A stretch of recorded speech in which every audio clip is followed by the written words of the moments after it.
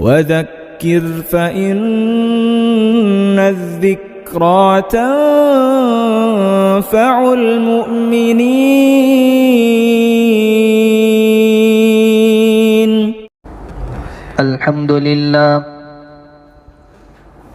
الحمد لله نحمده ونستعينه ونستغفره ونؤمن به ونتوكل عليه ونعوذ بالله من شرور أنفسنا ومن سيئات أعمالنا. من يهده الله فلا مضل له ومن يضلله فلا هادي له. ونشهد أن لا إله إلا الله وحده لا شريك له. ونشهد أن سيدنا ونبينا ومولانا محمدا عبده ورسوله صلى الله تعالى عليه وعلى آله وأصحابه وبارك وسلم تسليما كثيرا كثيرا. أما بعد فأعوذ بالله من الشيطان الرجيم. بسم الله الرحمن الرحيم. ويل للمطففين الذين إذا اكتالوا على الناس يستوفون وإذا كالوهم أو وزنوهم يخسرون.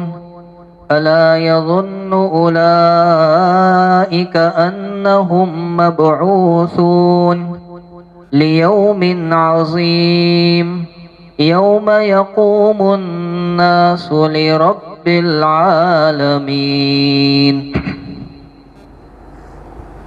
بزرگان محترم اور برادران عزیز، یہ سورہ مطففین کی ابتدائی چند آیتیں ہیں. ان آیتوں میں اللہ تبارک و تعالی نے ناپ تول میں کمی کرنے والوں کی ہلاکت کو بیان فرمایا ہے. ناپ تول میں کمی کرنا یقیناً ایک بڑا جرم ہے جو بندے کو دنیا اور آخرت دونوں مقام میں تباہ و برباد کر دیتا ہے. امام نسائی رحمۃ اللہ علیہ نے رئیس المفسرین حضرت عبداللہ بن عباس رضی اللہ تعالی عنہما سے نقل کیا ہے کہ جب سرکار دو عالم رحمت للعالمین صلی اللہ تعالی علیہ وسلم ہجرت فرما کر مدینہ طیبہ تشریف لائے تو آپ نے دیکھا مدینہ منورہ کے لوگوں کو جن کے عام معاملات کیل کے ذریعے یعنی ناپنے کے ذریعے ہوا کرتے تھے، اور وہ لوگ اس معاملے میں چوری کرنے، ڈنڈی مارنے، کم ناپنے کے عادی تھے. تو اس پر اللہ تعالیٰ نے یہ سورت نازل فرمائی. حضرت عبداللہ بن عباس رضی اللہ تعالی عنہما سے تو یہ بھی نقل کیا گیا کہ یہ پہلی سورت ہے جو رسول اللہ صلی اللہ علیہ وسلم پر مدینہ طیبہ پہنچتے ہی نازل ہوئی. اور وجہ یہ تھی کہ اہل مدینہ میں یہ رواج اس وقت اتنا عام تھا کہ خود اگر کسی سے سودا لیتے تو ناپ تول پورا وصول کر کے لیتے تھے، اور جب دوسروں کو بیچتے تھے تو چوری کرتے تھے، ناپ تول میں کمی کرتے تھے. لیکن جب اللہ تبارک و تعالی نے اس سورت کو نازل فرمایا تو مدینہ منورہ کے لوگوں نے اپنی اصلاح کر لی اور اپنی اس بری حرکت سے ایسے باز آئے کہ آج تک اہل مدینہ کا ناپ تول مشہور ہے۔ دنیا میں سب سے بہتر ناپ تول اگر آج ہوگا تو وہ مدینہ منورہ کے لوگوں کا ہوگا۔ امام قرطبی رحمۃ اللہ علیہ نے اپنی تفسیر میں یہ بات بیان کی ہے کہ یہ چند آیتیں ایک شخص کے بارے میں نازل ہوئی جو ابو جہینہ کے نام سے مشہور تھا اور نام اس کا عمر تھا۔ اس کے پاس 2 صاع تھے، 2 پیمانے تھے، 2 برتن تھے، ایک سے وہ لیتا تھا اور ایک سے وہ دیا کرتا تھا۔ اس پر اللہ تعالیٰ نے یہ سورت نازل فرمائی۔ قرآن کریم کی ایسی بہت سی آیتیں ہیں جن میں اللہ تبارک و تعالیٰ نے ناپ تول کو پورا ادا کرنے کی تعلیم دی ہے۔ نمونے کے طور پر میں آپ کے سامنے چند آیتیں پیش کرتا ہوں۔ 8ویں پارے میں سورہ انعام میں اللہ تعالیٰ کا ارشاد ہے وَأَوْفُوا الْكَيْلَ وَالْمِيزَانَ بِالْقِسْطِ کہ تم ناپ تول کو پورا کرو انصاف کے ساتھ۔ اس آیت میں اور اس سے پہلے والی اور اس کے بعد والی آیت میں کل 10 احکام بتلائے گئے ہیں۔ یہ 10 احکام حضرت آدم علیہ السلام سے لے کر سرکار دو جہاں صلی اللہ تعالی علیہ وسلم تک کی تمام شریعت میں برابر چلے آئے ہیں، کبھی منسوخ نہیں ہوئے۔ اور حضرت عبداللہ بن مسعود رضی اللہ تعالی عنہ ان کی روایت میں ہے کہ جو آدمی چاہتا ہے کہ سرکار دو عالم صلی اللہ علیہ وسلم کے وصیت نامے کو دیکھے اور وہ بھی ایسا جس پر مہر لگی ہو، سکہ لگا ہو، تو اس کو چاہیے کہ سورہ انعام کی یہ 3 آیتیں دیکھ لے، اس کو پڑھ لے، گویا یہ 3 آیتیں رسول اللہ صلی اللہ علیہ وسلم کے وصیت نامے میں ہیں۔ ایک روایت میں آقا علیہ السلام فرماتے تم میں سے کون ہے جو ان 3 آیتوں پر مجھ سے بیعت ہوتا ہے؟ جو آدمی ان 3 آیتوں پر مجھ سے بیعت ہو جائے اور اس پر عمل کرے، اللہ کے عہد کو پورا کرے، تو اس کا اجر اللہ کے ذمے ثابت ہو جاتا ہے۔ حضرت کعب احبار جو علماء یہود میں سے تھے، بعد میں ایمان لائے ہیں، وہ کہتے ہیں کہ قرآن کریم کی ان 3 آیتوں میں باری تعالیٰ نے جن 10 احکام کی ہمیں تعلیم دی ہے، تورات کی ابتدا اور شروعات انہی آیتوں سے ہوتی ہے۔ تو یہ 10 احکام بہت ہی اہم ہیں اور اس لیے ہمیں اپنی زندگی میں ان 10 احکام کو بٹھانے بھی چاہیے۔ مجھے تو صرف اتنا بتلانا ہے، ان 10 احکام میں سے ایک حکم ناپ تول کو پورا کرنے کا بھی ہے۔ اسی طرح سورہ بنی اسرائیل میں 15ویں پارے میں اللہ تعالیٰ کا ارشاد ہے وَأَوْفُوا الْكَيْلَ إِذَا كِلْتُمْ وَزِنُوا بِالْقِسْطَاسِ الْمُسْتَقِيمِ ذَلِكَ خَيْرٌ وَأَحْسَنُ تَأْوِيلًا۔ رب کائنات ارشاد فرماتے ہیں کہ جب تم ناپو تو پورا ناپو اور بالکل صحیح ترازو سے وزن کرو، یہ تمہارے لیے بہتر ہے اور انجام کے اعتبار سے بھی اچھا ہے۔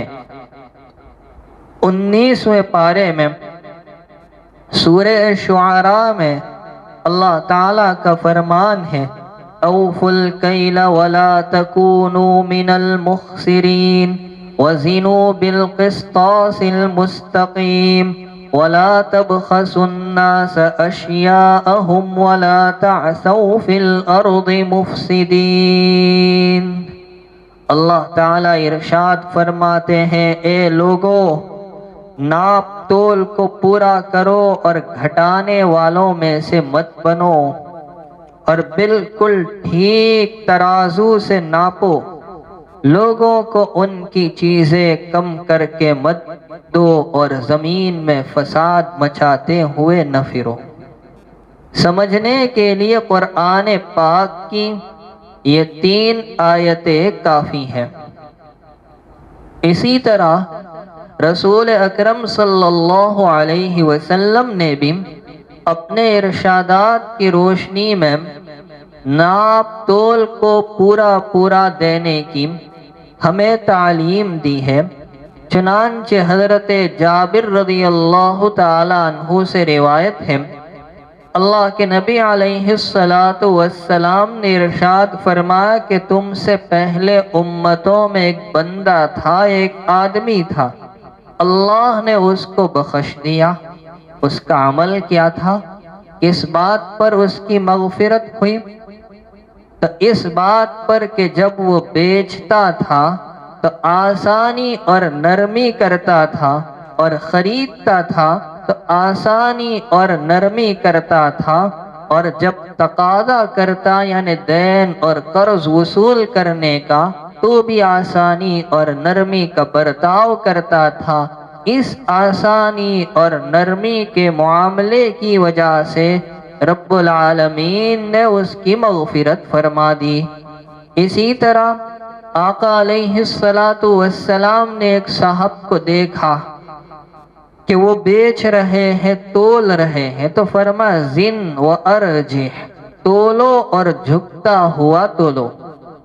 اس سے معلوم ہوا کہ سرکار دو عالم صلی اللہ علیہ وسلم نے ناپ اور تول کو پورا کرنے کے سلسلے میں ہمیں کتنی شاندار تعلیم دی ہے۔ اب ہمیں یہاں ایک کام کی بات سمجھنا ہے، وہ یہ ہے کہ ناپ تول کا تعلق صرف بیچنے، خریدنے، خرید و فروخت سے نہیں بلکہ اور چیزوں سے بھی ہے۔ اسی لیے مشہور امام حضرت امام مالک رحمۃ اللہ علیہ کا نہایت مختصر اور شاندار جملہ ہے، لِكُلِّ شَيْءٍ وَفَاءٌ وَتَطْفِيفٌ، ہر چیز میں پورا وصول کرنا ہوتا ہے اور ہر چیز میں کمی اور گھٹانا بھی ہوتا ہے۔ معلوم ہوا کہ ناپ تول میں کمی یہ صرف خرید و فروخت سے ہی تعلق نہیں رکھتی بلکہ دیگر اور چیزوں سے بھی تعلق رکھتی ہے، چاہے وہ عدد کے اعتبار سے بیچی جائے، چاہے کسی اور طریقے سے بیچی جائے، ان میں گھٹا دینا، ان میں کمی کر دینا، یہ بھی ناپ تول میں کمی میں شامل ہوگا۔ میں آپ کے سامنے اس کی وضاحت پیش کرتا ہوں۔ سب سے پہلی چیز خرید و فروخت اور ناپ تول میں کمی۔ حضرت عبداللہ ابن عباس رضی اللہ تعالی عنہما سے روایت ہے، رسول پاک صلی اللہ تعالی علیہ وسلم نے ناپ تول والوں سے فرمایا، تمہارے 2 کام ایسے ہیں، 2 کام یعنی ایک ناپنا اور ایک تولنا، تمہارے 2 کام ایسے ہیں جن کی وجہ سے تم سے پہلی امتیں ہلاک ہو گئی۔ وہ کون سی امت تھی؟ شعیب علیہ السلام کی آگے مختصراً میں آپ کے سامنے پیش کروں گا یہ بات۔ اور حضرت عبداللہ بن عمر رضی اللہ تعالی عنہما سے روایت ہے، وہ کہتے کہ رسول اکرم صلی اللہ علیہ وسلم کے زمانے میں نے لوگوں کو مار کھاتے ہوئے دیکھا کہ جب وہ گیہوں کے ڈھیر بغیر تولے اندازے سے خریدتے اور اپنے مکانوں پر لے جانے سے پہلے بیچ دیتے تھے تو انہیں مار کیوں ماری جاتی تھی؟ یاد رکھیں یہاں مار سے مراد تعزیر ہے جو ایک طرح کی شرعی سزا ہے، شریعت نے سزا رکھی۔ تو ناپ تول میں کمی ایک تو خرید و فروخت میں ہوتی ہے، جیسا کہ آپ جانتے ہیں کہ 1 کلو لینے گئے لیکن 20 گرام کم دے دیا۔ اسی طرح ناپ تول میں کمی کی ایک صورت یہ بھی ہے کہ عمدہ مال بتایا جائے، اس کی قیمت وصول کی جائے، لیکن جب ادائیگی کا وقت آئے تو عیب دار اور گھٹیا مال دے دیا جائے، حالانکہ ہم نے بتایا تھا عمدہ مال، قیمت وصول کی تھی عمدہ مال کے اعتبار سے، اور ادائیگی کا جب وقت آیا تو ہم نے گھٹیا اور ردی مال، نقصان والا اور عیب دار سامان دے دیا، تو یہ بھی ایک طرح سے ناپ تول کی کمی ہے۔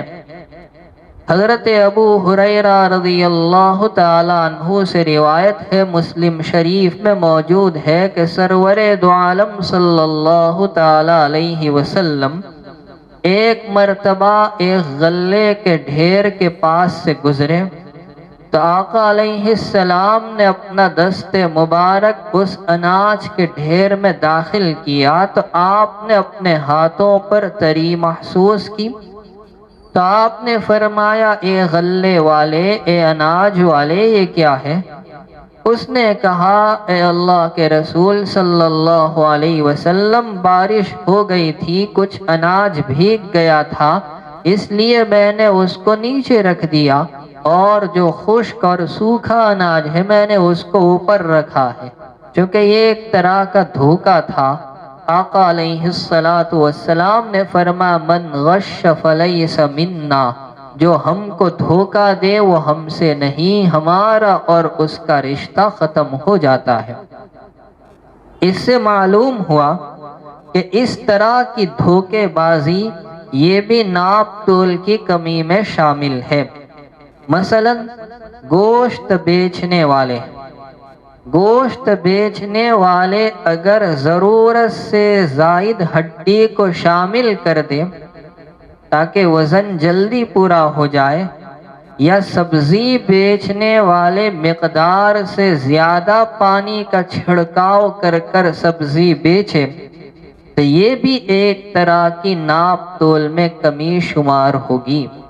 ہاں، ضرورت کے بقدر ہڈی ہے تب تو ٹھیک ہے، لیکن جلدی وزن پورا ہو جائے تو آپ نے نلہ رکھ دیا۔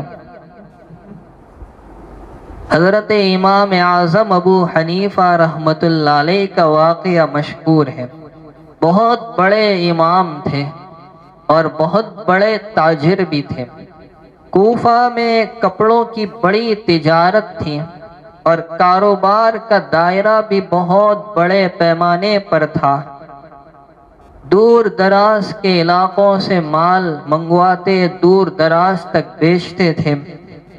تو ایک مرتبہ کا واقعہ ہے کہ آپ نے دکان سے جاتے وقت اپنے خادم کو، نوکر کو کپڑے کی ایک تھان سپرد کی، چونکہ اس کے اندر عیب بھی تھا تو اس سے کہہ دیا تھا، جس کو بھی تم بیچو عیب بتا کر بیچنا۔ جب آپ واپس آئے تو دیکھا کپڑوں کا وہ تھان بک چکا تھا، تو آپ نے ملازم سے پوچھا کہ وہ کپڑوں کا تھان کہاں گیا؟ کہا وہ تو ہم نے بیچ دیا۔ کہ تم نے عیب بتایا تھا؟ کہ نہیں بتایا تھا۔ تو کتنی قیمت تھی؟ 30,000 درہم۔ آپ نے وہ تمام رقم صدقہ کر دی کہ تم نے بغیر عیب بتائے وہ سامان کیوں بیچا۔ اس سے آپ اندازہ لگائیں کہ اس سے بڑھ کر امانت اور دیانت کی کوئی مثال پیش کر سکتا ہے؟ اور آج ہمارے معاشرے کا حال یہ ہے کہ ہم کیا کرتے ہیں کہ ہم عیب تو بتلاتے نہیں، بلکہ ہم جانتے ہیں کہ اس چیز میں، اس سامان میں یہ عیب ہے، یہ نقص ہے، یہ خامی ہے، یہ خرابی ہے، یہ کھوٹ ہے۔ اس کے باوجود ہم قسمیں کھا کر وہ سامان بیچتے کہ لے جاؤ مولوی صاحب، اللہ کی قسم اس سے اچھا سامان پورے سورت میں آپ کو نہیں ملے گا۔ تو یہ جھوٹی قسم کھا کر بیچنا، حالانکہ روایت ہے حضرت ابو ذر غفاری رضی اللہ تعالی عنہ سے مروی ہے، سرور دو عالم صلی اللہ تعالی علیہ وسلم نے ارشاد فرمایا کہ 3 آدمی ایسے ہیں کہ قیامت کے روز رب العالمین نہ ان سے کلام کریں گے، نہ نظر رحمت فرمائیں گے، نہ ان کا تزکیہ اور گناہوں سے صفائی ہوگی، اور ان کے لیے تو دردناک عذاب ہوگا۔ حضرت ابو ذر غفاری رضی اللہ تعالی عنہ نے سنا تو ڈر گئے، پوچھا خابوا وخسروا من ہم یا رسول اللہ، کہ یہ لوگ تو ہلاک اور تباہ اور برباد ہو گئے، کون ہے؟ تو آپ نے فرمایا المسبل، اپنی ازار کو ٹخنوں کے نیچے لٹکانے والا، المنان، احسان جتلانے والا، اور فرمایا المنفق سلعتہ بالحلف الکاذب، اپنے سامان کو جھوٹی قسم کھا کر بیچنے والا۔ ناپ تول میں کمی کی ایک صورت یہ بھی ہے کہ خالص اور عمدہ چیز میں نقلی چیز کی ملاوٹ کر دی جائے۔ مثلا آپ نے کسی کو 10 کلو آٹا بیچا تو آپ نے اس میں 1 کلو کوئی دوسری چیز ملا دی۔ اب ملاوٹ کا نتیجہ کیا نکلے گا کہ آپ نے 1 کلو جو چیز ملائی ہے اس میں آپ نے اس کی حق تلفی کی ہے، اور جو قیمت آپ نے وصول کی 10 کلو کی اور اس میں 1 کلو ملاوٹ کی تھی، وہ ملاوٹ کی قیمت آپ کے لیے ناجائز اور حرام ہے۔ اور میرے بھائی، اب وہ حرام مال ہمارے پیٹ میں جائے گا۔ آقا فرماتے کہ جو بدن حرام مال سے تربیت پائے، جہنم کی آگ ہی اس کے لیے بہتر ہے۔ آج ہمارے معاشرے میں ہم اگر جائزہ لیں تو پتہ چلے گا کہ دودھ والے دودھ کے اندر پانی نہیں، پانی کے اندر دودھ ملا کر بیچتے ہیں۔ اسی طرح لال مرچ میں اینٹ کا پاؤڈر ملا کر بیچا جا رہا ہے۔ اعلیٰ قسم کے گیہوں میں ادنا قسم کے گیہوں شامل کیے جاتے ہیں، اور خالص گھی میں نقلی گھی ملایا جا رہا ہے۔ یہ ساری چیزیں ناجائز اور حرام ہیں۔ ناپ تول میں کمی کی ایک صورت یہ بھی ہے کہ جو چیز ناپ کر یا عدد کے اعتبار سے دی جاتی ہے اس میں کمی کر دی جائے۔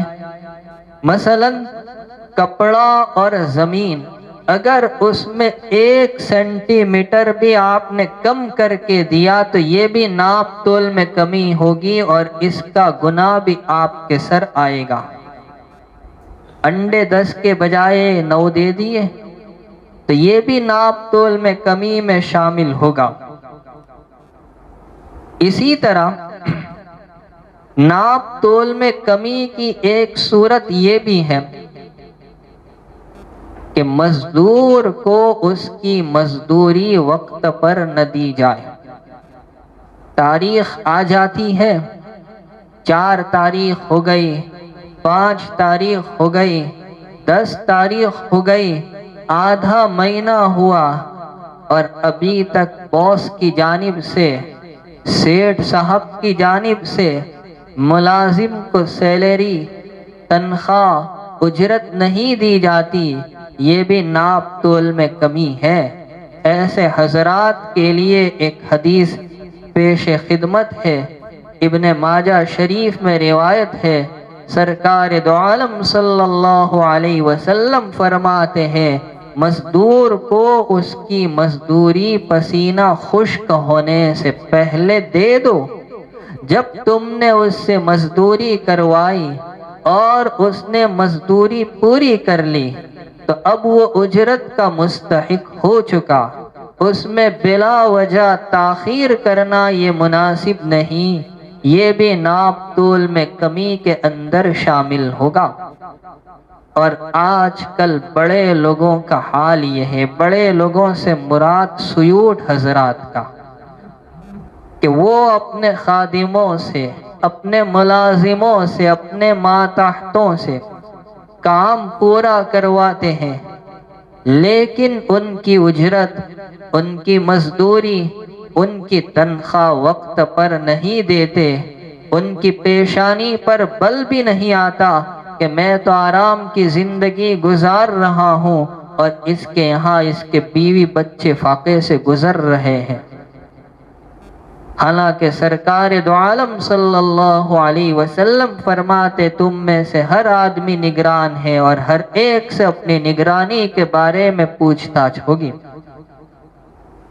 حضرت حکیم الامت مولانا اشرف علی صاحب تھانوی رحمت اللہ علیہ نے ایک بہت کام کی بات بیان کی۔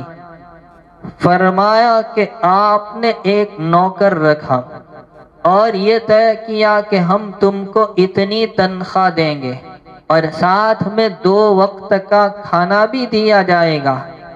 اب حضرت فرماتے کھانے کا وقت آتا ہے تو سیٹھ صاحب تو پلاؤ اور زردے اڑاتے ہیں اور نوکر کو بچا کچا کھانا پیش کر دیا، جس کو ایک معقول اور شریف الطبع آدمی پسند نہ کرے تو یہ بھی ایک طرح کی ناپ تول میں کمی ہے، اور اس طرح کرنے والا ناپ تول میں کمی کی سزا کا مستحق ہوگا۔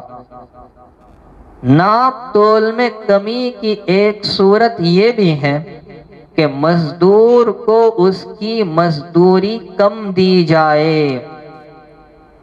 آپ نے طے کیا کہ ہم تمہیں 10,000 دیں گے، کام جب اس نے پورا کیا اب آپ اس کو 9,000 دے رہے ہیں، 9,500 دے رہے ہیں، ایک ہری پتی کم کر کے آپ نے اس کو دی تو یہ بھی ناپ تول میں کمی میں شامل ہے، کیونکہ آپ نے جتنا معاوضہ اس کے ساتھ طے کیا ہے وہ آپ کی ذمہ داری، اور کمی کر دینا یہ امانت و دیانت کے خلاف ہے، یہ وعدہ خلافی ہے، یہ دھوکہ ہے۔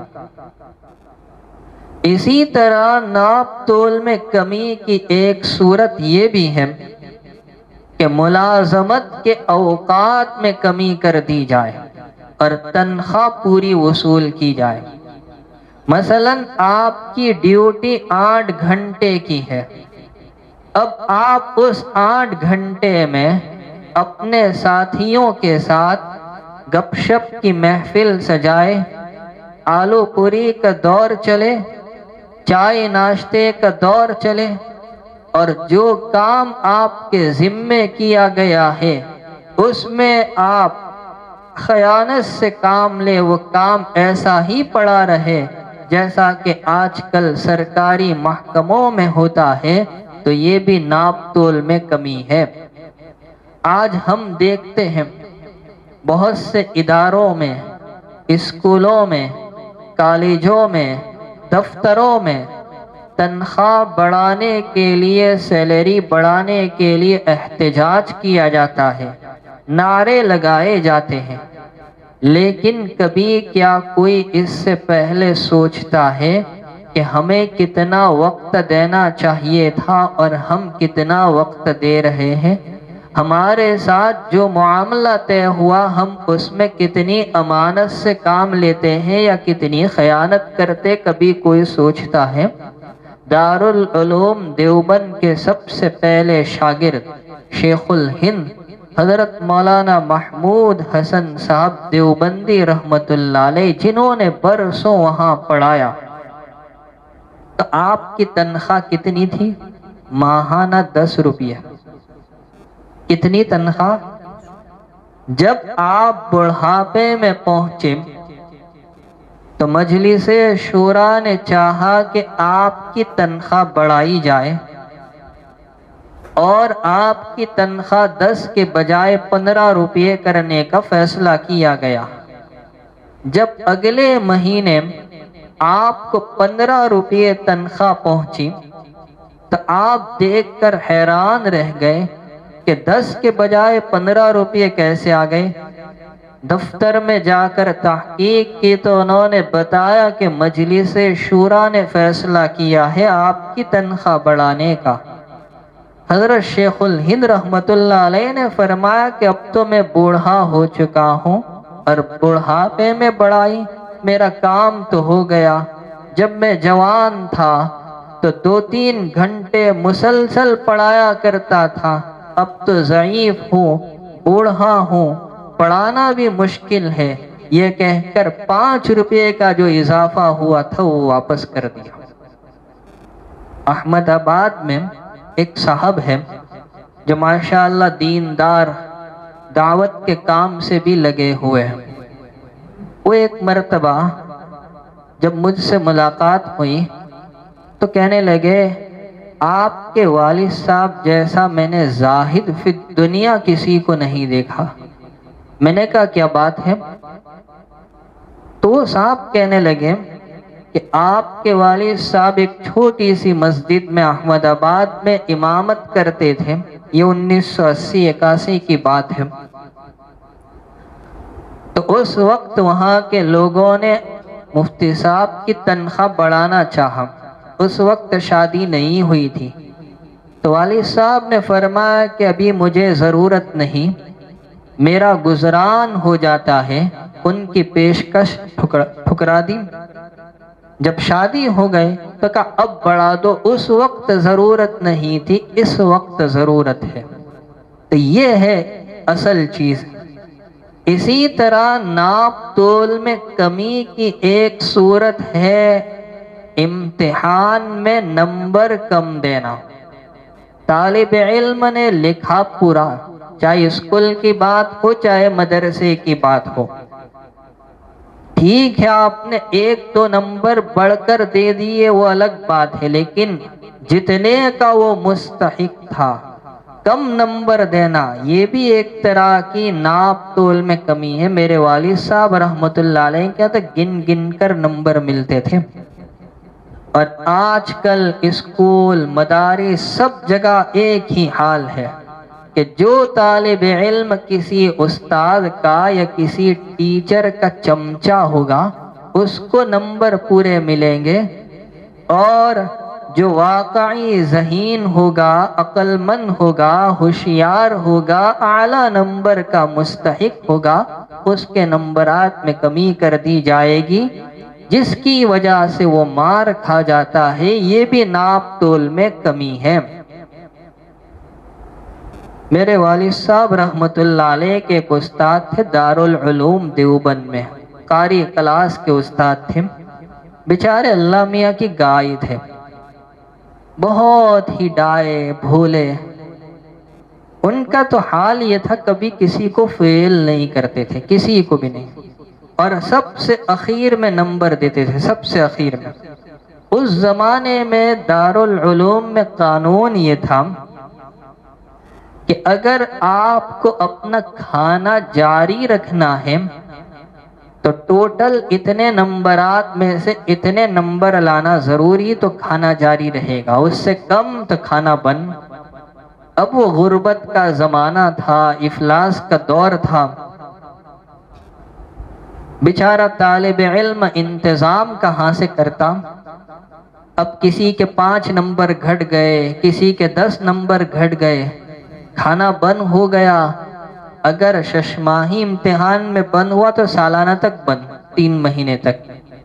تو وہ آتا حضرت کے پاس اور کہتا حضرت 10 نمبر کم ہے۔ اچھا بیٹا کیا نام ہے تیرا؟ یہ نام ہے۔ اب اس کے نمبر لگا دیے 50 میں سے 60۔ کوئی آ کر کہتا 5 نمبر گھٹ رہے، اچھا کیا نام ہے تیرا؟ 50 میں سے 55۔ تو اتنے بھولے تھے وہ، یہاں تک کہ دفتر میں سے کہلوایا گیا کہ آپ کسی کو 50 سے زیادہ نمبر نہیں دے سکتے، تو سب سے پہلے پرچے دیتے سب کے 50۔ اتنے بھولے کہ ایک مرتبہ ایک طالب علم بیمار ہوا، بیمار ہو کر گھر گیا، اس کا انتقال ہوا، لیکن حضرت کے حاضری رجسٹر میں اس کی حاضری پوری جاتی تھی۔ پوچھا گیا کہ وہ طالب علم کہاں؟ میرے یہاں آتا ہے، اس کا تو انتقال ہو گیا۔ کہ اچھا انتقال ہو گیا؟ اتنے بھولے تھے۔ تو ناپ تول میں کمی کی ایک صورت یہ بھی ہے کہ امتحان میں جتنے نمبر کا طالب علم مستحق ہے اس سے کم نمبر دیے جائیں۔ ناپ تول میں کمی کی ایک صورت یہ بھی ہے کہ حقوق کی ادائیگی میں کمی کی جائے۔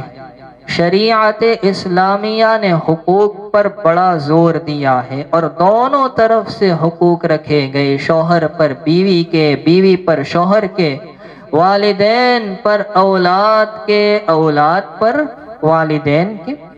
آج ہمارے معاشرے کا حال کیا ہے کہ شوہر تو چاہتا ہے کہ بیوی میرے سارے حقوق ادا کرتی رہے، گھر کے سارے کام کاج انجام دیتی رہے اور میرے ماتھے پر شکن نہ آئے، بلکہ میرے آنکھ اور بھوں کے اشارے کی وہ منتظر رہے۔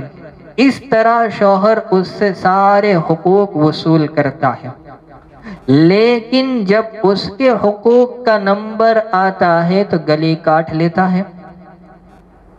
پوری زندگی میں شوہر کے ذمے بیوی کے لیے مالی حق صرف اور صرف ایک ہی ہے، مہر کی شکل میں، لیکن اس میں بھی ناپ تول میں کمی۔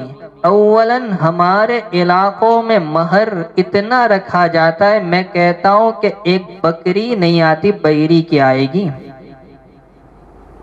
اور جب مہر کی ادائیگی کا رقم نمبر آتا ہے 5000 6000 کی، تو اب اس میں بھی گلے تلے کیے جاتے، ٹھیک ہے بعد میں دیں گے، اگلے مہینے دیں گے۔ حتیٰ کہ بعض قوموں میں تو یہ رواج ہے کہ شوہر بستر علالت پر پڑا ہوا ہے، مرنے کے قریب، تو اس سے کہلوایا جاتا ہے بیوی کو پاس لا کر کہ تو مہر معاف کر دے۔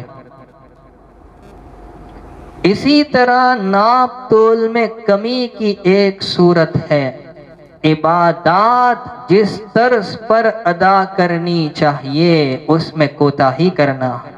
موطا امام مالک میں روایت ہے، حضرت عمر ابن الخطاب رضی اللہ تعالی عنہ نے ایک شخص کو دیکھا کہ وہ نماز کے اندر رکوع سجدہ ٹھیک سے ادا نہیں کرتا، جلدی جلدی ادا کرتا ہے۔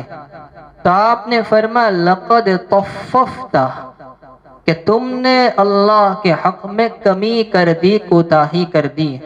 حضرت حذیفہ ابن الیمان رضی اللہ تعالیٰ عنہ نے ایک آدمی کو دیکھا، وہ نماز پڑھتا ہے اور تعدیل ارکان میں کوتاہی کرتا ہے۔ ارکان کو جس وقار کے ساتھ، سنجیدگی کے ساتھ، سکون کے ساتھ ادا کرنے چاہیے اس میں کمی کر رہا ہے۔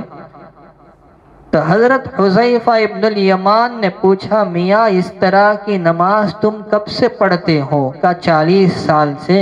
کہ جاؤ تم نے ایک بھی نماز نہیں پڑھی، اگر تم اسی طرح نماز پڑھتے ہوئے مر گئے تو تم فطرت محمدی کے خلاف پر مرے ہو۔ جناب رسول پاک صلی اللہ علیہ وسلم ایک مرتبہ مسجد میں تشریف فرما تھے، ایک دیہاتی صاحب آئے، جلدی جلدی نماز پڑھی، آ کر حضور کی خدمت میں سلام پیش کیا۔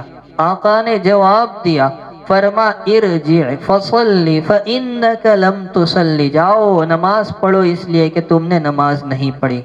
وہ گئے اور پھر سے جلدی جلدی اٹھک بیٹھک لگائے اور پھر آقا کی خدمت میں آئے، فرما جاؤ نماز پڑھو تم نے نماز نہیں پڑھی۔ تو اس طرح 2-3 مرتبہ ہوا پھر انہوں نے عرض کیا پیارے آقا آپ مجھے نماز سکھا دیجئے، تو پھر نبی علیہ السلام نے سکون و اطمینان کے ساتھ نماز پڑھنے کا پورا طریقہ ان کو بتایا۔ تو اس روایت کے ذریعے میں بتلانا چاہتا ہوں کہ عبادات میں بھی ناپ تول کی کمی ہوتی ہے کہ جس طرز پر ہونی چاہیے اس طرز پر، اس کیفیت کے ساتھ، اس شان کے ساتھ ادا نہ کرنا۔ روزے جس شان کے ساتھ، جن آداب اور قوانین کی رعایت رکھتے ہوئے رکھنے چاہیے تھے، ان آداب کو چھوڑ دینا تو یہ بھی روزے میں ناپ تول کی کمی ہوگی۔ یہ پوری تفصیل میں نے آپ کے سامنے پیش کی، جن سے پتہ چلا کہ ناپ تول کی کمی صرف خرید و فروخت سے تعلق نہیں رکھتی بلکہ بہت سی صورتیں ہیں۔ اب ہمیں سمجھنا یہ ہے کہ ناپ تول میں کمی کا انجام کیا ہوتا ہے۔ حضرت شعیب علیہ السلام کی قوم مدین والوں نے جہاں شرک اور بت پرستی کا مرض تھا تو وہ لوگ ناپ تول میں کمی کیا کرتے تھے، ڈنڈی مارتے تھے۔ اللہ نے اس قوم کی ہدایت کے لیے خطیب الانبیاء کا انتخاب فرمایا، حضرت شعیب علیہ السلام، جو بہترین خطیب، بہترین مقرر، اور انہوں نے اپنے نرالے انداز میں، مختلف انداز میں اپنی قوم کو سمجھایا۔ لیکن جب وہ اپنی حرکتوں سے باز نہیں آئے تو رب العالمین نے ان کی ہلاکت کا فیصلہ کر لیا۔ ان کی ہلاکت کیسے ہوئی؟ شعیب علیہ السلام کی قوم پر سب سے پہلے گرمی مسلط کی گئی۔ ایسا لگتا تھا جیسے جہنم کا دروازہ کھول دیا گیا ہو۔ ان کا دم گھٹنے لگا اور کسی سائے میں بھی ان کو چین نہیں آتا تھا۔ جب یہ لوگ گرمی سے پریشان ہوئے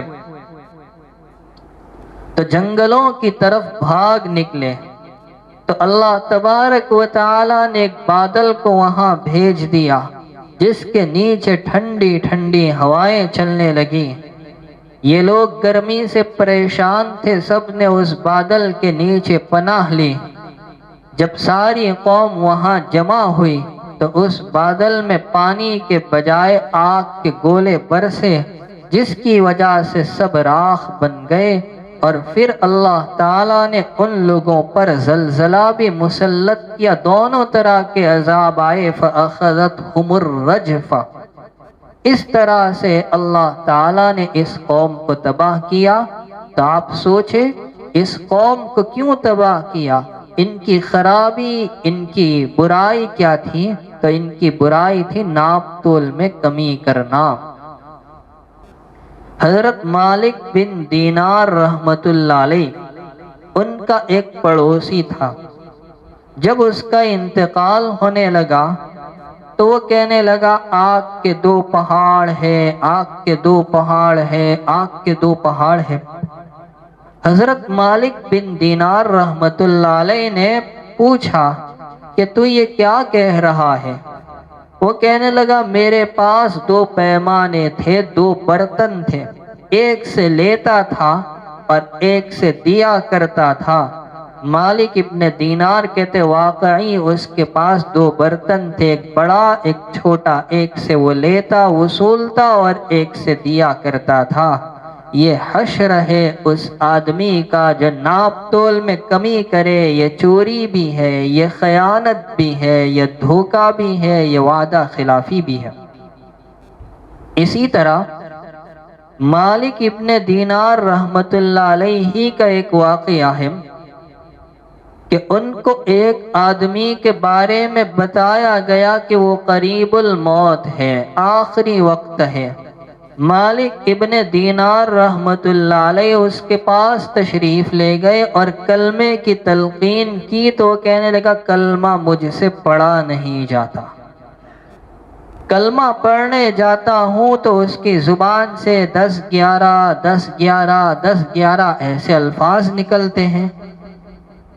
تو وہ کہنے لگا جناب جب آپ مجھ سے کلمہ پڑھواتے ہیں تو ایسا لگتا ہے آگ کا ایک پہاڑ جو مجھ پر حملہ کرنے کے لیے تیار ہے۔ مالک ابن دینار کہتے میں نے پڑوسیوں سے اور لوگوں سے تحقیق کی تو پتہ چلا کہ یہ بندہ ناپ تول میں کمی کرتا تھا اور دھوکے کے ساتھ عمل کیا کرتا تھا۔ اس کا نتیجہ یہ نکلا کہ آخری وقت کلمے سے محروم کر دیا گیا۔ اس سے ایک عبرتناک واقعہ علامہ کمال الدین دمیری رحمت اللہ علیہ نے اپنی کتاب حیات الحیوان میں بیان کیا ہے کہ چند لوگ مختلف علاقوں کے ایک ساتھ ہو کر حج کے لیے نکلے۔ جب حج سے فارغ ہوئے اور مکہ مکرمہ سے کچھ ہی دوری پر تھے تو ان ساتھیوں میں سے ایک ساتھی کا انتقال ہو گیا۔ تو ساتھیوں نے اپنے اس مرحوم ساتھی کی قبر کو تیار کیا، جنازے کی نماز پڑھی، نعش کو اٹھا کر دفن کے لیے قبر کے پاس لائے تو دیکھا اندر ایک غضبناک سانپ پھنکار مارتا ہوا موجود ہے۔ چنانچہ اس قبر میں دفن نہیں کیا اور کچھ فاصلے پر دوسری قبر کھودی، اور جب وہاں نعش کو لے کر پہنچے تو دیکھا کہ وہ سانپ تو اندر بھی موجود ہے۔ ساتھیوں نے خیال کیا ممکن ہے یہ سانپوں والی زمین ہو، اب ہمیں کیا کرنا ہے؟ کسی سے فتویٰ معلوم کرنا چاہیے۔ تو مکہ مکرمہ فتویٰ معلوم کرنے کے لیے کسی کو بھیجا کہ حضرت عبداللہ ابن عباس رضی اللہ تعالی عنہما سے فتویٰ پوچھیں۔ انہوں نے جواب دیا کہ ایسا لگتا ہے کہ اللہ تعالیٰ نے اس مردے پر عذاب مسلط کیا ہے اور اس کو عذاب قبر میں مبتلا کرنا چاہتے ہیں۔ اگر تم پوری زمین بھی کھود دو گے تو تم عذاب کو ہر جگہ پاؤ گے، اس لیے تم کسی جگہ ان کو دفن کر دو۔ یہ فتویٰ ملنے کے بعد لوگوں نے اپنے اس ساتھی کو اسی قبر میں اوپر سے ڈال دیا۔ لوگوں نے اپنی آنکھوں سے یہ عبرتناک منظر دیکھا کہ سانپ نے سب سے پہلے اس کی زبان پر حملہ کیا اور اس کو نوچنے لگا۔ یہ لوگ گھبرائے، جلدی سے مٹی ڈال کر قبر بند کر دی۔ جب یہ لوگ اپنے علاقوں میں پہنچے تو ان حاجی صاحب کے مکان پر گئے اور ان کی اہلیہ سے پوچھا کہ آپ کے شوہر نامدار کیسے تھے؟ کہا وہ تو بڑے نمازی تھے، روزے دار تھے، زکوٰۃ کے پابند تھے اور حج کے لیے تو آپ ہی کے ساتھ گئے تھے، ان کے سارے کام اچھے تھے۔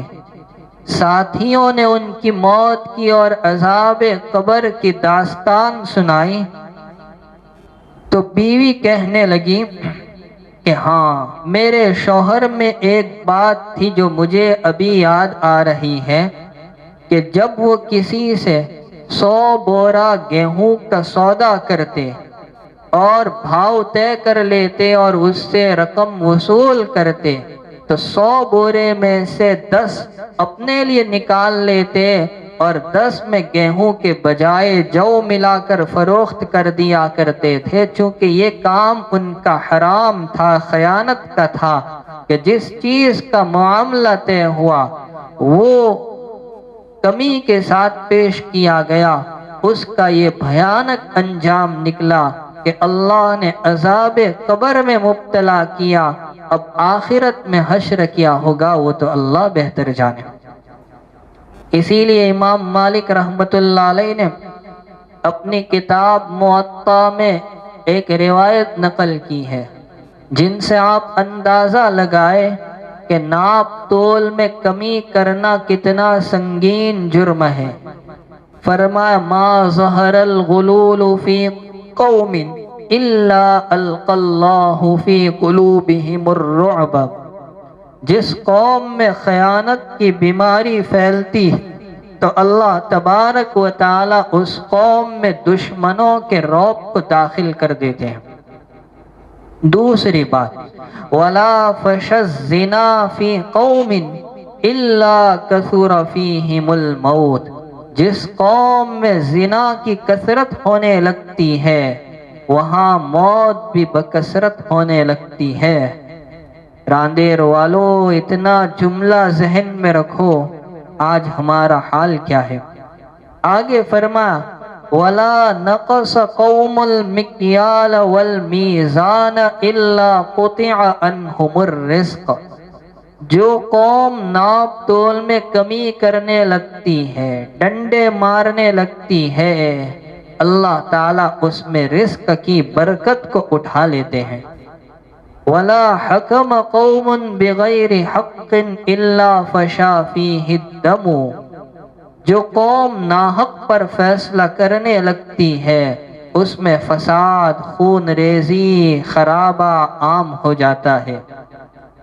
اور پانچویں بات فرمائی وَلَا خَطَرَ قَوْمٌ بِالْعَهْدِ إِلَّا سُلِّطَ عَلَيْهِمُ الْعَدُوُّ، کہ جو قوم عہد شکنی کرنے لگتی ہے اللہ تعالیٰ دشمنوں کو ان پر مسلط فرما دیتے ہیں۔ قرآن کریم کی یہ سورت سورہ مطففین میں ناپ تول میں کمی کرنے والوں کی سزا بیان کی اور کیا بتلائی؟ ویل للمطففین۔ ویل کس کو کہتے ہیں؟ واو یا لام۔ ویل کے اصل معنی خرابی کے، رسوائی کے آتے ہیں، حسرت اور شرمندگی کے آتے ہیں۔ لیکن دیکھو ہمارا حال کیا ہے۔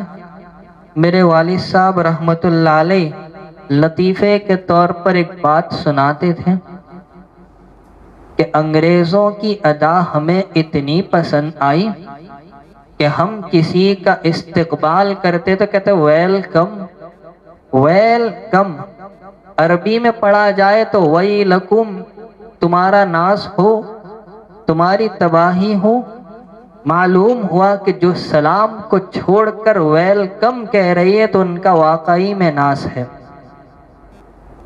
تو یہ مختصر سا لفظ ہے ویل، جو قرآن کریم میں متعدد مقامات پر ہے۔ اس سورت کی شروعات میں بھی ہے ویل لکل ہمزہ، اس کی شروعات میں بھی یہ لفظ لایا گیا ہے۔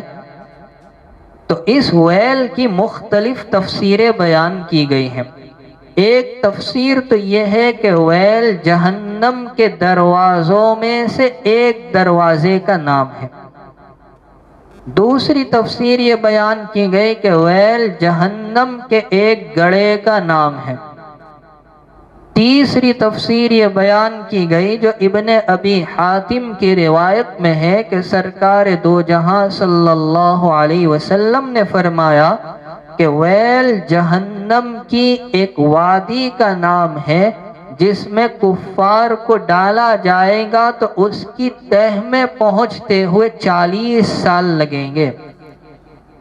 اور چوتھا قول یہ نقل کیا گیا کہ ویل جہنم کے ایک پہاڑ کا نام ہے۔ اب چاہے دروازے کا نام ہو، چاہے گڑھے کا نام ہو، چاہے پہاڑ کا نام ہو، چاہے وادی کا نام ہو، رب العالمین نے ناپ تول میں کمی کرنے والوں کی جو سزا بیان کی تو ویل کا لفظ استعمال کیا ہے۔ اس سے بڑھ کر اور کوئی سزا ہو نہیں سکتی۔ آج ہمارے معاشرے کا حال یہ ہے کہ مختلف معاملات میں، مختلف شعبوں میں اور مختلف طبقوں میں ناپ تول میں کمی پائی جاتی ہے۔ نہ صرف خرید و فروخت میں بلکہ ناپ تول میں کمی کی جتنی صورتیں ہو سکتی ہے جو میں نے آپ کے سامنے پیش کی، ان تمام میں اللہ تبارک و تعالی ان سب سے ہماری پوری حفاظت فرمائے۔ اور نبی کریم صلی اللہ علیہ وسلم نے اس سلسلے میں ہمیں جو ہدایات دی ہے ان ہدایات پر پورا اترنے کی، عمل کرنے کی ہم سب کو سعادت و توفیق عطا فرمائے۔ نان پورہ گولنداز اسٹریٹ میں شوکت بھائی منشی کے بہنوئی غلام نبی شیخ کی طبیعت علیل ہے۔ ڈاکٹر جنید جیوا کوسمبا میں بیمار ہے۔ داؤد بھائی بیلا والا بیمار ہے۔ کٹھور میں عبدالرؤوف بانگی بیمار ہے۔ اللہ تبارک و تعالی تمام مریضوں کو، بیماروں کو شفائے کاملہ عاجلہ دائمہ مستمرہ عطا فرمائے۔ اور سورت چوک بازار میں شیر بانو برف والا کا انتقال ہوا ہے۔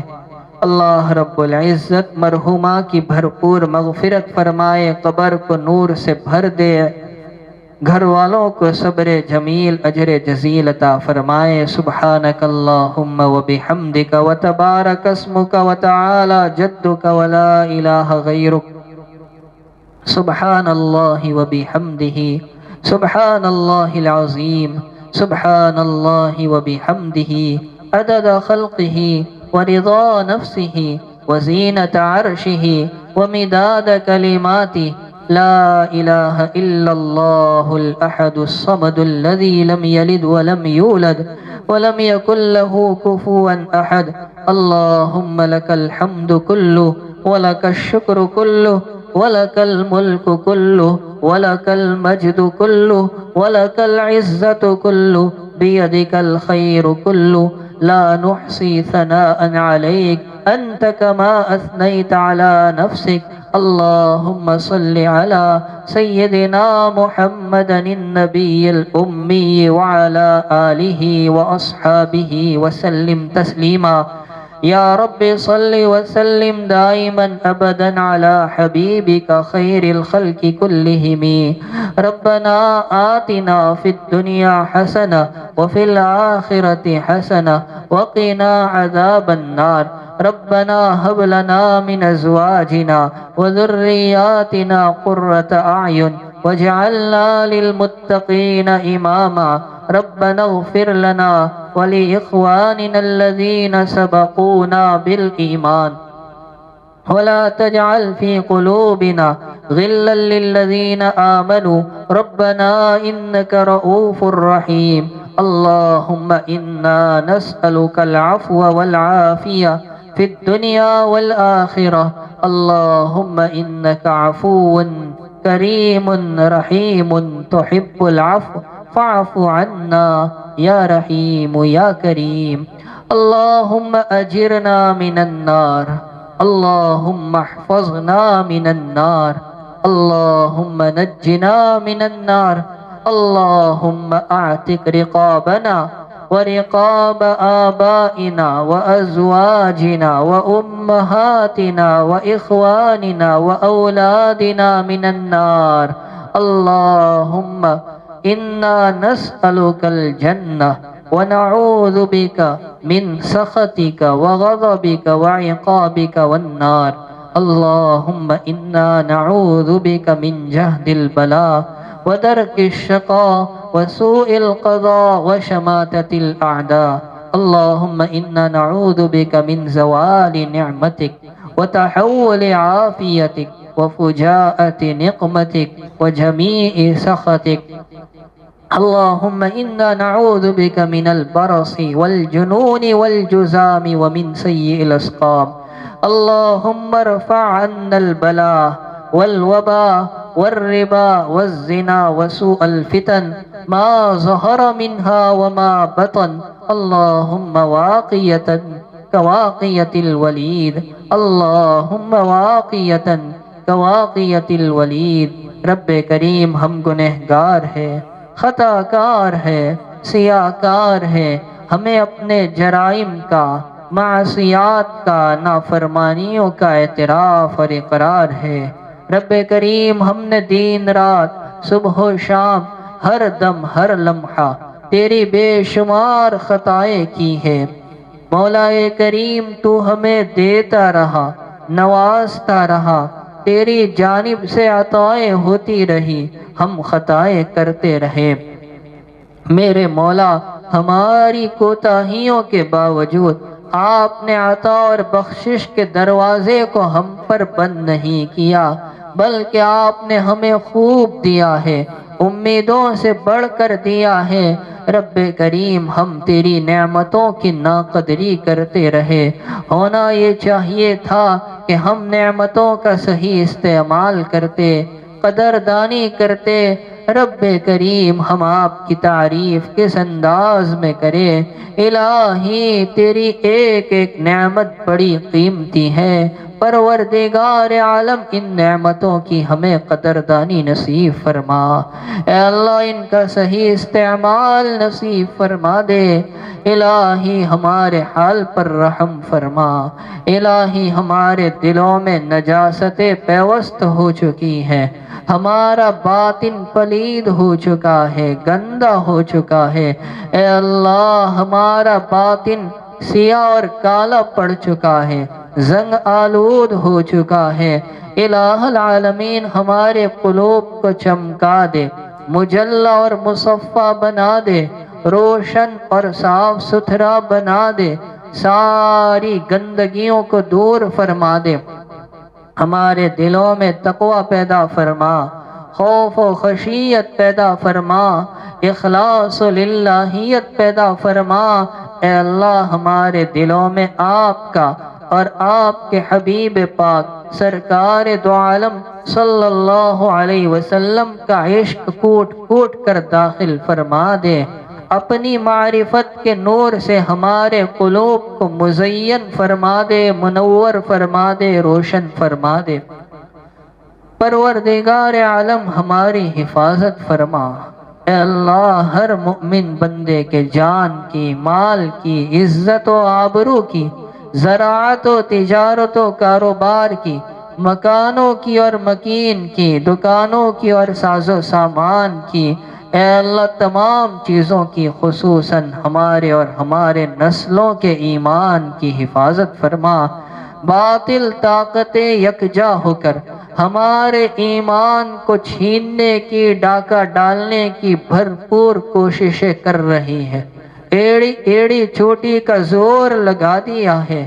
الہ العالمین ان کے ناپاک منصوبوں کو ناکام فرما دے۔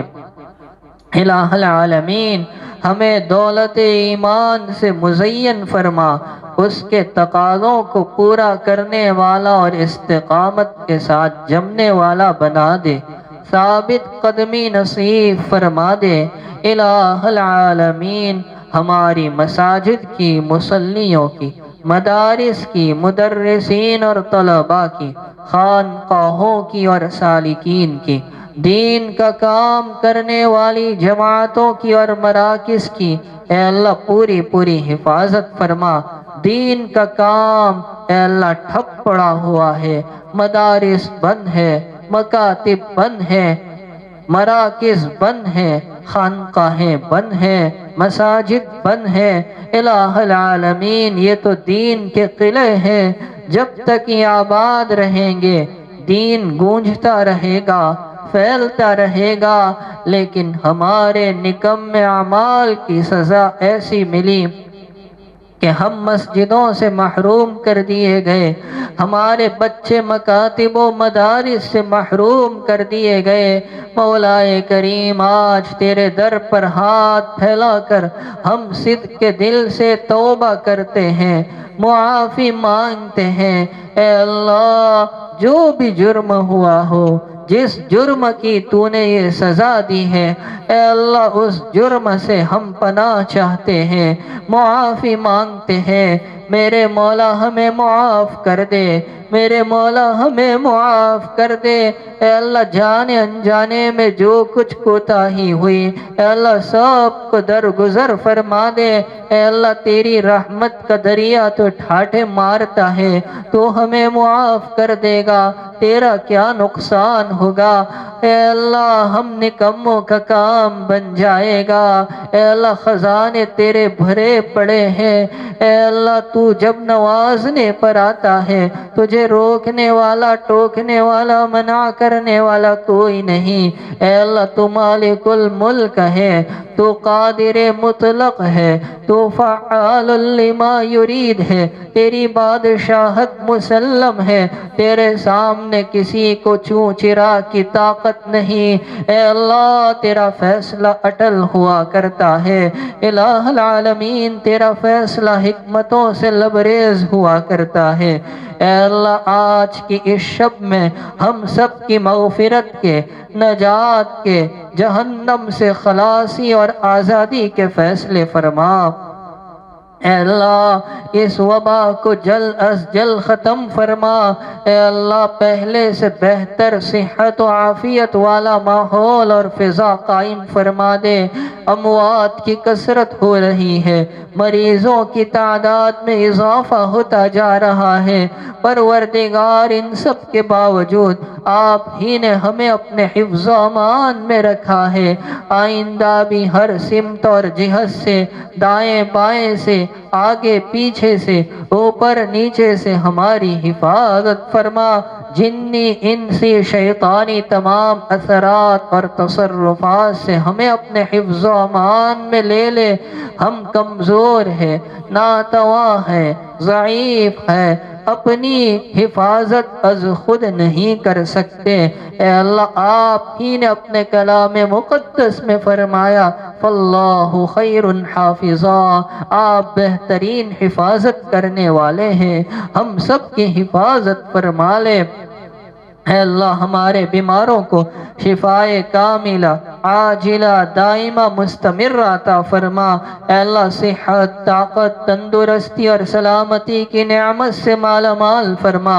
اے اللہ جو دنیا سے رخصت ہو چکے، اے اللہ ان تمام کی قبروں کو نور سے منور، عطر سے معطر فرما، ان کی قبروں کو تا حد نگاہ وسیع فرما، جنت کا باغیچہ بنا دے۔ اے اللہ جنت کی کھڑکی کھول کر ٹھنڈی ہوائیں چلا دے۔ اے اللہ ان کے گھر والوں کو صبر جمیل، اجر جزیل عطا فرما دے۔ رب کریم جو پریشان حال ہے ان کی پریشانیاں دور فرما، مصیبتوں میں جو گرفتار ہے اے اللہ تو نے نجات عطا فرما، مقدمات میں الجھے ہوئے تو ان کو بری فرما، جو قید و بند کی صعوبتیں جھیل رہے ہیں عافیت سے جلد از خلاصی اور رہائی کے فیصلے فرما۔ الہ العالمین جو بے اولاد ہے تو ان کو نیک صالح اولاد عطا فرما کر آنکھوں کو ٹھنڈا فرما۔